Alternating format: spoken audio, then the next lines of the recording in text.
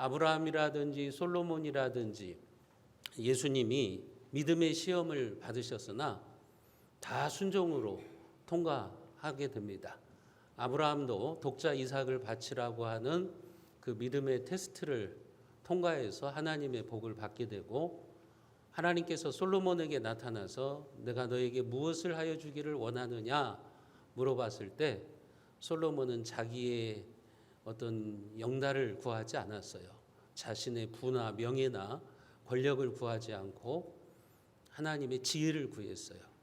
그랬더니 하나님이 그에게 지혜를 주셨을 뿐만 아니라 부와 장수와 영광을 그에게 덤으로 주셨습니다. 예수님도 십자가를, 인간적인 측면에서 십자가를 지시기 싫었어요. 그러나 그 시험을 이기시고 십자가를 지심으로 말미암아 부활의 영광을 얻으셨고 인류를 구원하시는 하나님의 구원 계획을 이루셨던 곳, 그것이 바로 모리아 산이라고 하는 겁니다. 이 모리아 산은 믿음의 테스트를 받은 사람들이, 시험을 받은 자들이 잘 통과해 가지고 하나님의 복을 받았어요. 우리도 신앙생활을 하다 보면 반드시 시험을 만나게 됩니다. 지난 시간에 말씀드렸던 것처럼 우리는 인생을 살아가면서 여러 가지 색깔의 시험을 만나게 됩니다. 그런데 그 시험에는 양명성이 있습니다. 그 시험을 잘 통과하면 하나님이 준비해 놓으신 복이 있어요. 그러나 그 시험을 잘못 통과하면 하나님으로부터 멀어지고 신앙도 무너지게 되는 것입니다. 여러분들도 여러 가지 색깔의 시험을 만나실 때 그것을 잘 통과하셔야 돼요. 그 시험이 여러분들의 인생의 디딤돌이 되어서 하나님이 주시는 축복의 시대가 열리게 되는 그런 은혜를 우리가 누려야 된다고 하는 거죠. 우리는 지금 창세기 22장을 통해서 아브라함에게 임했던 시험에 대해서 살펴보고 있습니다. 하나님은 아브라함의 믿음을 테스트하셨죠. 너의 독자 이삭을 나에게 번제로 바쳐라. 그렇게 하나님이 아브라함을 테스트하셨어요. 왜 아브라함을 테스트하신 것입니까? 그것은 아브라함이 하나님이 축복으로 주신 이삭을 더 사랑하는지 아니면 축복을 주신 하나님을 더 사랑하는지 그것을 알아보기 위한 테스트죠.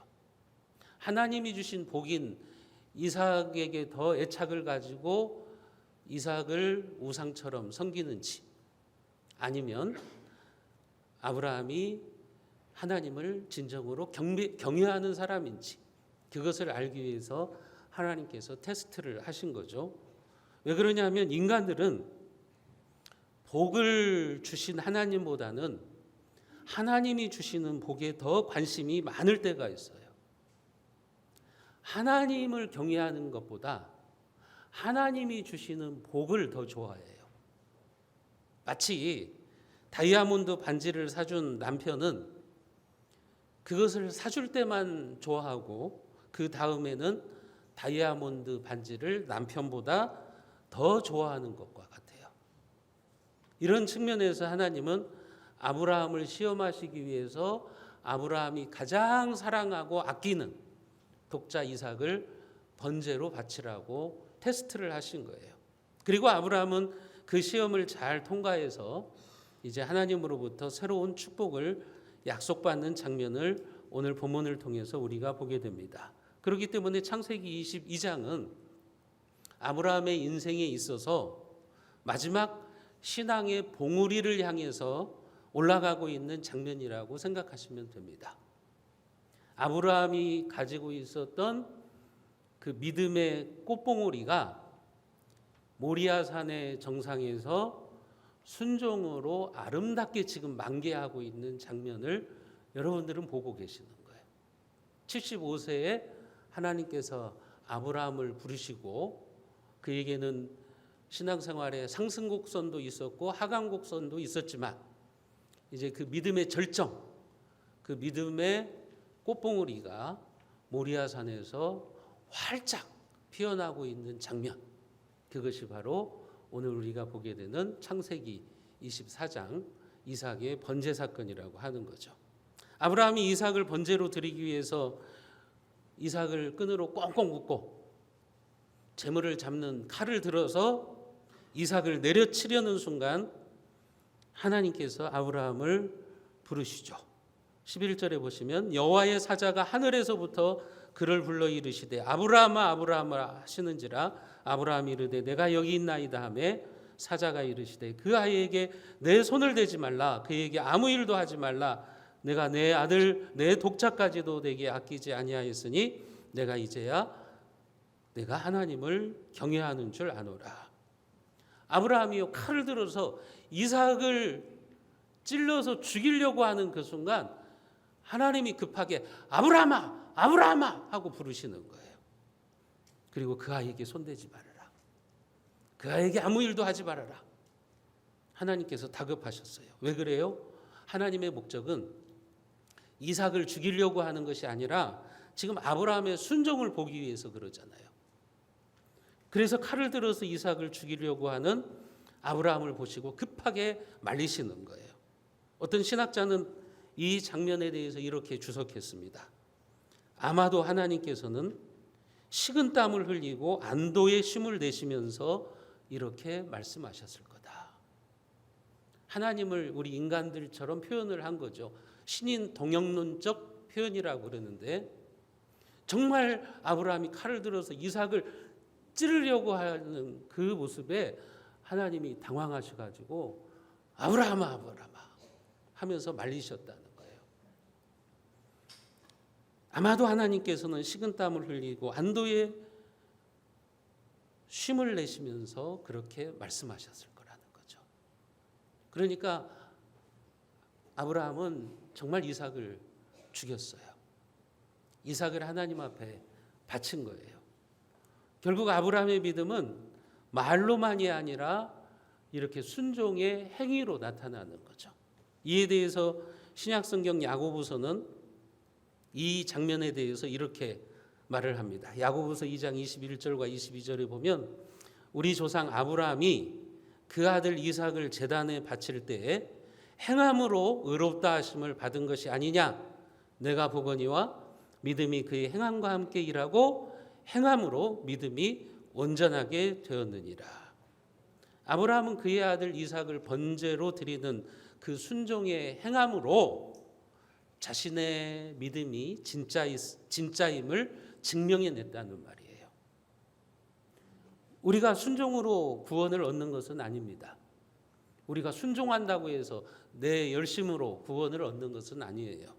하지만 순종으로 우리의 믿음이 진짜인지 아닌지를 검증할 수는 있어요.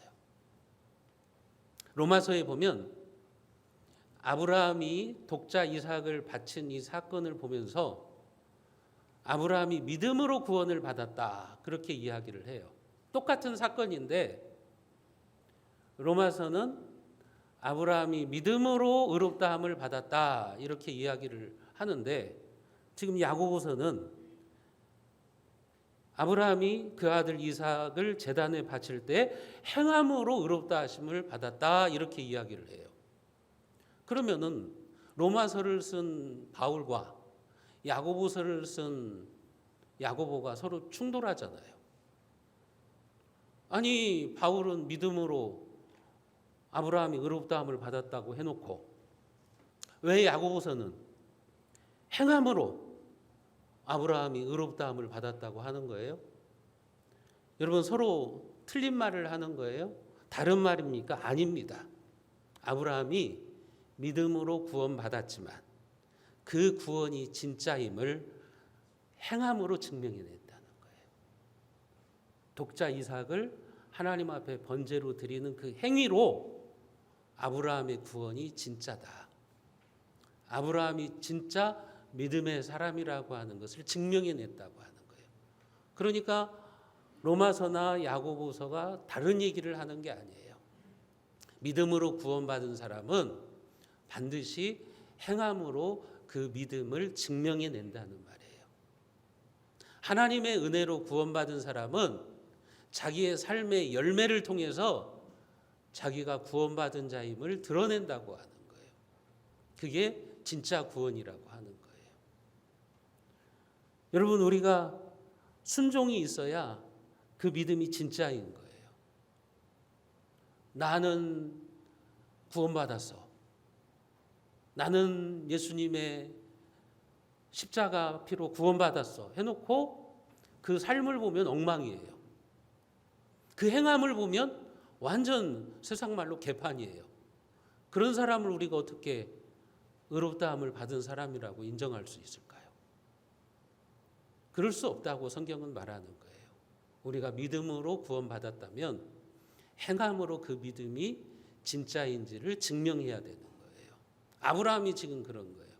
아브라함은 믿음으로, 창세기 15장에 보면 하나님이 아브라함을 믿음으로 그를 의롭다 여기셨다 그랬어요.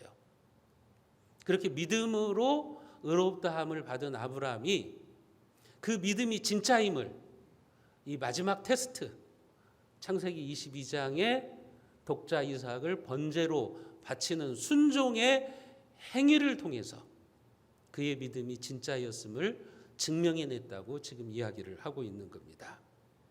하나님은 아브라함의 순종을 보시고 그의 믿음을 그래서 인정해 주시는 거예요. 네가 이제야 나를 경외하는 줄을 알겠다. 하나님이 그에게 최종 합격증을 주시는 거예요. 너의 믿음은 진짜. 이렇게 합격증을 주시는 거죠. 그때 아브라함이 순종의 합격증을 받았을 때, 하나님으로부터 순종의 합격증을 받았을 때 아브라함이 눈을 들어 보니까 수양 한 마리가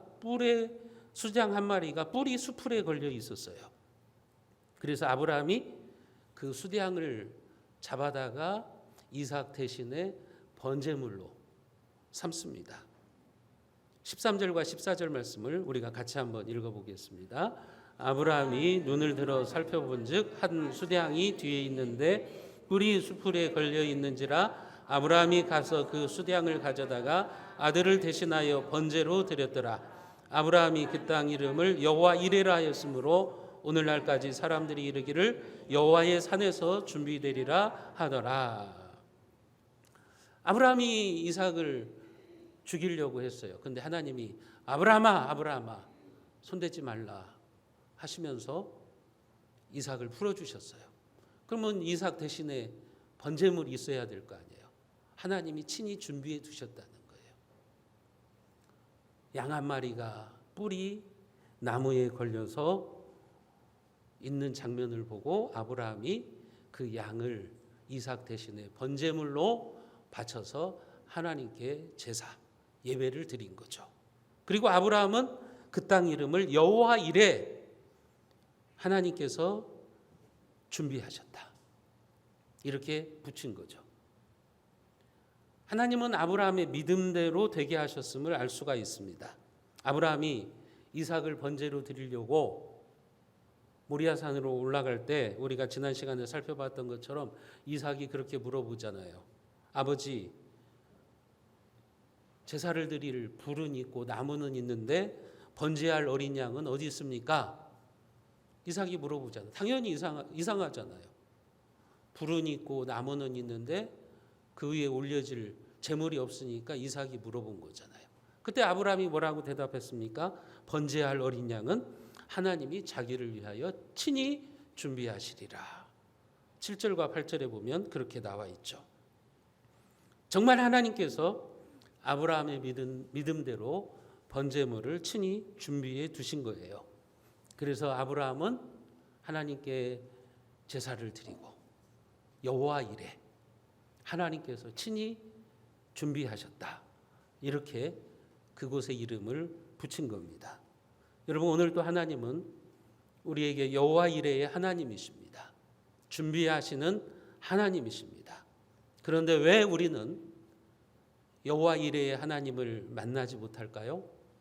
그 이유는 내가 모리아 산으로 올라가지 않기 때문이에요. 나는 모리아 산으로 올라가지 않고 여호와 이레의 하나님을 만나게 해달라는 거예요. 여러분, 우리는 하나님이 친히 우리 인생의 모든 것들을 준비해달라고 기도합니다. 하나님 내 인생의 앞길을 예비해 주세요. 여호와 이레 하나님께서 내 인생을 책임져 주세요. 여호와 이레 하나님께서 내 자녀의 앞길에 함께 해주세요. 그렇게 기도하잖아요. 그런데 모리아산으로 올라가지는 않아요. 모리아산으로 올라가야 여호와 이레 하나님을 만날 거 아니에요. 그런데 자기는 모리아산으로 올라가지 않고 여호와 이레 하나님만 찾고 있는 거예요. 오늘 또 하나님은 여러분들을 위해서 놀라운 복을 준비해 놓고 계세요. 그런데 어떤 사람은 평생을 가도 그것을 얻지를 못해요. 왜 그렇습니까?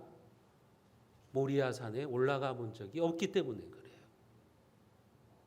내가 모리아산으로 올라가야 하나님이 그곳에 친히 준비해 놓고 계실 텐데, 여호와 이레 준비하시는 하나님을 우리가 만나게 될 텐데, 자기는 모리아산에 안 올라가면서 그 순종의 산에 올라가지 않으면서 하나님께 준비해 주세요.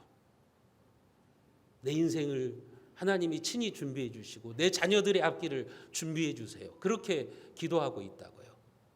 그러면 하나님이 뭐라고 말씀하실 거예요? 야, 모리아산이나 올라가고 그런 기도를 좀 해라. 네가 좀 순종의 산에 올라가고 그런 기도를 해라. 하나님이 그렇게 말씀하실 것 아닙니까? 여러분들이 여호와 이레의 하나님을 만나시기를 원하신다면 모리아산으로 올라가셔야 돼요. 나의 이삭을 바치기 위해서. 내가 가장 사랑하는 이삭을 번제로 바치기 위해서 그 산에 올라가면, 순종의 발걸음으로 모리아산에 올라가면 하나님이 먼저 준비해 놓고 기다리고 계시는 거예요. 그리고 하나님은 내가 묶었던 이삭을 풀어주십니다.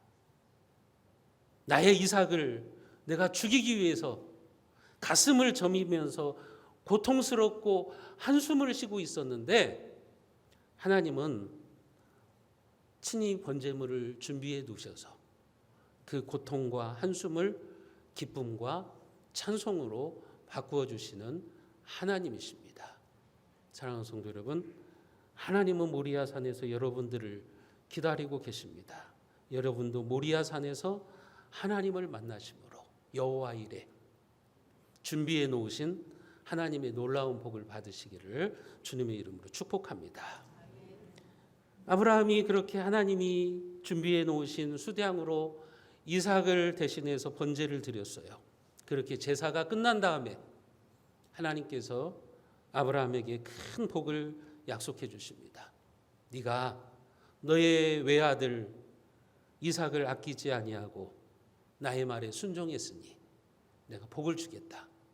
그 순종의 복을 주겠다 하시면서 하나님이 복을 약속하세요. 그 복의 내용이 뭡니까? 17절 말씀에 보시면 내가 내게 큰 복을 주고 내 씨가 크게 번성하여 하늘의 별과 같고 바닷가의 모래와 같게 하리니 내 씨가 그 대적의 성문을 차지하리라. 그의 자손들의 복이죠. 너의 씨가 크게 번성할 거다. 너의 후손이 크게 번성할 것이라고 하는 거죠. 이 약속대로 아브라함의 자녀는 엄청나게 번성합니다. 여러분, 아브라함이 100세에 이삭을 낳았지만 그 이삭을 통해서 이스라엘의 12지파가 나오게 되는 것이고 수많은 믿음의 후손들이 나오게 되는 거죠. 그 자녀 가운데 먼 훗날 예수 그리스도가 이 땅에 오게 되시는 거예요. 그리고 그 약속대로 오늘 우리들도 영적인 아브라함의 후손들, 하나님을 경외하는 믿음의 사람들이 된 거죠. 그게 하나님이 주신 축복이에요. 또 대적의 성문을 정복하겠다. 이것은 무슨 말이에요? 원수들의 성을 점령해서 승리한다는 거죠. 승리의 복을 주시겠다고 하는 거예요. 여러분, 이 약속대로 아브라함의 후손이 점점 강성해져서 나중에는 가나안 땅을 점령하잖아요. 지금은 아브라함이 땅이 없지만 나중에 이 가나안 땅 전부를 아브라함의 후손들이 가지게 되는 거예요. 하나님이 약속하신 것이 그대로 이루어지게 된다고 하는 거죠. 아브라함의 후손이 어디를 가든지 하나님이 그 길을 다 열어주시고 또 순종의 복을 주셔서 그들의 길에 승리를 주시는 것입니다. 여러분, 아브라함이 모리아산에 올라가서 하나님의 테스트를 통과하고 난 후에 하나님께서 이렇게 이제는 복을 약속해 주시고 그의 앞길을 승리로 함께 하시겠다고, 그의 자손들에게까지도 승리를 주시겠다고 약속하고 계시는 거죠. 이제 더 이상 아브라함에게 시험은 없습니다. 이 이후로 이제는 아브라함의 복의 시대가 계속될 뿐이에요. 하나님께서는 지금까지 아브라함에게 했던 축복보다도 더 진전된 축복, 더 구체적인 축복을 지금 약속해 주시고 있는 거죠. 18절에도 보십시오. 내 씨로 말미암아 천하 만민이 복을 받으리니 이는 내가 나의 말을 준행하였음이니라 하셨다 하니라. 아브라함의 자손들로 말미암아 천하 만민이 복을 얻게 될 것이다 라고 지금 약속하고 계시는 거죠. 이것은 이제 하나님의 구원 역사의 측면에서, 구속사의 측면에서 아브라함의 후손 가운데 예수 그리스도가 오셔서 이 땅에 하나님의 나라가 세워지고 아브라함의 영적인 후손들이 온 세상에 충만하게 될 것을 말씀하시는 거죠. 이 약속대로 지금 이 세상에 얼마나 많은 하나님의 백성들이 있습니까? 얼마나 많은 교회들이 세워져 있습니까? 그래서 오늘 또 우리는 믿음의 사람으로 살아가고 있는 거죠. 여러분, 하나님이 아브라함에게 이런 복을 선언하신 이유가 뭐예요? 18절을 보시면 이는 내가 나의 말을 준행하였음이니라. 아브라함이 하나님의 말씀에 순종했다고 하는 거예요. 그 순종을 통해서 아브라함은 축복의 합격증을 받았다는 거예요. 이 아브라함의 신앙이 앞에서 말씀드렸던 것처럼 모리아산에서 완전히 그 믿음이 만개해 버린 거예요. 그러니까 더 이상 시험이 없는 거예요. 더 이상 하나님의 테스트가 없어요. 이제는 축복의 시대만 열리게 된다는 말씀을 하시는 거예요. 아브라함뿐만 아니라 그의 씨, 그의 자손들을 통해서 천하 만민이 하나님의 복을 받는 그런 역사가 일어나게 된다고 하는 거죠. 오늘 본문 18절 말씀을 표준 세번역에서는 이렇게 기록하고 있어요.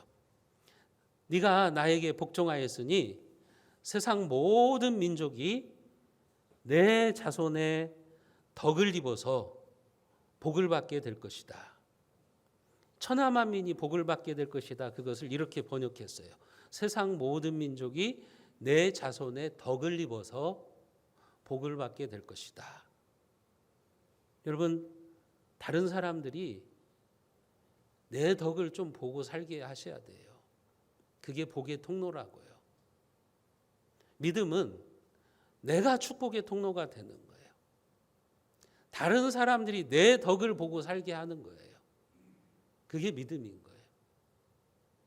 내 가족들이 내 덕을 보고 좀 살아야 되는 거예요. 내 친구들이요, 내 덕을 보고 살아야 되는 거죠. 교회 덕분에 세상이 복을 받아야 되는 거예요. 그게 복의 통로입니다. 내가 하나님의 말씀에 순종하면 다른 사람들이 내 덕을 보고 살 수가 있는 겁니다. 아브라함의 순종으로 말미암아 얼마나 많은 사람들이 덕을 보게 됩니까? 여러분, 그런 것처럼 여러분들이 정말 하나님을 믿고 믿음의 사람이 되었다면 그냥 여러분 혼자만 가까스로 살아가는 인생이 되시면 안 되고 여러분 옆에 있는 사람들이 여러분들의 좀 덕을 보셔야 돼요. 그게 진짜 복된 인생인 거예요. 과연 어떻습니까? 다른 사람이 내 덕을 보고 있습니까? 내가 다른 사람들의 덕을 보고 있습니까? 기도하세요. 하나님 아브라함에게 약속하셨죠.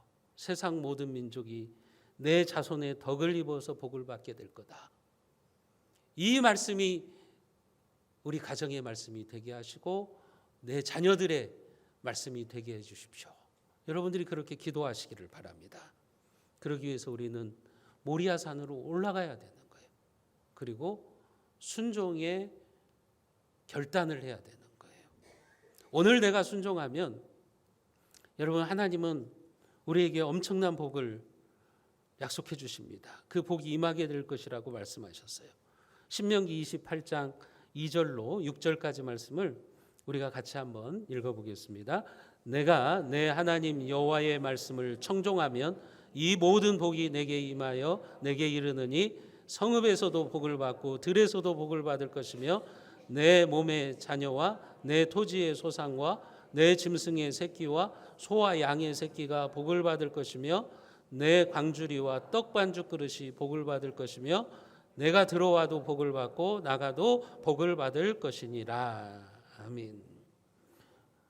네가 하나님 여호와의 말씀을 청종하면 이 모든 복이 너에게 임할 거다. 하나님이 말씀하시잖아요. 여러분 청종이라는 말이 무슨 말이냐면 들을 청, 따를 종이에요. 그러니까 하나님의 말씀을 듣고 순종하며 따라가는 거죠. 그게 청종이라는 말이에요. 청종. 그러니까 듣고 끝나는 게 아니에요.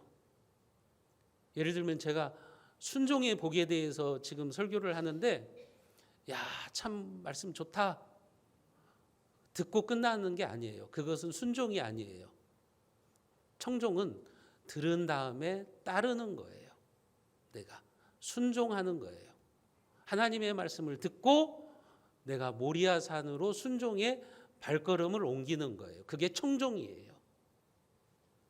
그렇게 청종하면 하나님이 어디에 있든지 하나님의 복이 임하게 할 것이다. 성읍에서도 복을 받고 들에서도 복을 받게 하실 것이다. 또 무엇을 하든지 하나님의 복이 임할 것이다. 들어와도 복을 받고 나가도 복을 받게 해주실 것이라고 하는 겁니다. 쉽게 말씀드리면 내 덕분에 자녀도 복을 받고 내 주변에 있는 사람들도 내 복의 덕을 좀 보게 되는 것이고 심지어는 그 가정의 짐승들도 복을 받는다 그랬잖아요. 내 몸의 자녀와 내 토지의 소산과 내 짐승의 새끼와 소와 양의 새끼가 복을 받을 것이다. 여러분 하나님의 복은 이런 거라는 거죠. 하나님의 복은 이렇게 광대하다는 것이죠. 이런 사람들이 어떤 사람들이냐? 순종하는 사람들.